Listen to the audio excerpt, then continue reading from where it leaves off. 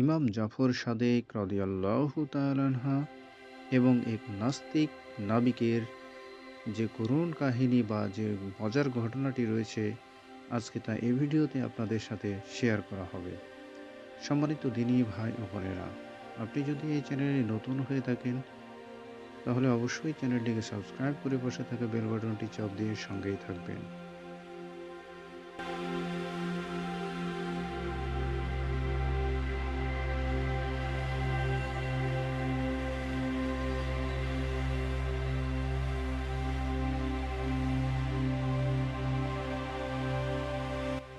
এক নাস্তিক নাবিকের সাথে হযরত ইমাম জাফর সাদেক রাদিয়াল্লাহু তাআলা আনহু এর বিতর্ক হয়েছিল। সে নাবিক বলতো যে আল্লাহ বলতে কিছুই নেই। হযরত ইমাম জাফর সাদেক রাদিয়াল্লাহু তাআলা আনহু বললেন, ওকে জিজ্ঞেস করলেন, আপনি তো জাহাজ চালক, সমুদ্রে কি কখনো তুফানের সম্মুখীন হয়েছিলেন? সে বলল, হ্যাঁ, আমার স্পষ্ট স্মরণ আছে যে একবার আমার জাহাজ ভয়ানক তুফানে পতিত হয়েছিল। হযরত জাফর সাদিক জিজ্ঞেস করলেন, এরপর কি হয়েছিল? সে বলল, আমার জাহাজ ডুবে গিয়েছিল এবং জাহাজের সমস্ত যাত্রী ডুবেই মারা গিয়েছিল। তিনি রাদিয়াল্লাহু তাআলা আনহুকে জিজ্ঞেস করলেন, আপনি কিভাবে বেঁচে গেলেন? সে বলল, আমার হাতে কাছে একটি জাহাজের তক্তা ছিল, সেটি ভেসে এসেছিল। আমি সেটার সাহায্যে সাঁতরিয়ে কূলের প্রায় কাছাকাছি এসে গিয়েছিলাম। তখন পানির স্রোত সেই তক্তা হাতছাড়া হয়ে যায়।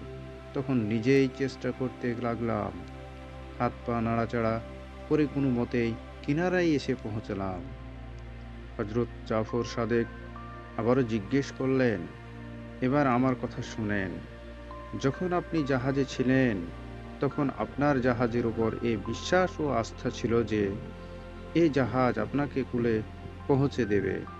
যখন সেটা ডুবে গেল তখন আপনার আস্থা ও ভরসা তক্তার উপর ছিল, যা হঠাৎ আপনার হাতে লেগেছিল, কিন্তু যখন সেটাও আপনার হাতছাড়া হয়ে গেল তখন সে অসহায় অবস্থায় আপনি কি এরকম আশা ছিল যে কেউ বাঁচাতে চাইলে আপনি বাঁচতে পারি বা আপনি নিজেই বাঁচতে পারেন?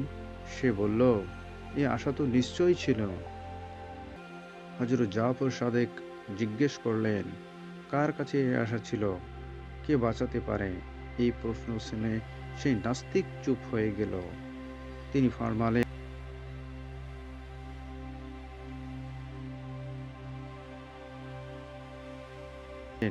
ভালোমতো স্মরণ রাখুন, সে অসহায় অবস্থায় আপনি যে সত্তার কাছে আশাবাদী ছিলেন সেই হলো খোদা, সেই তোমাকে বাঁচিয়েছে।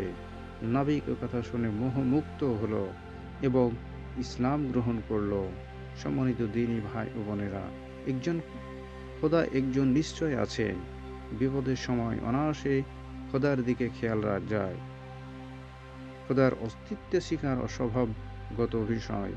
সম্মানিত দিনী ভাইরা, এই ছিল ইমাম সাদেক ও নাস্তিক নাবিকের মজার একটি ঘটনা।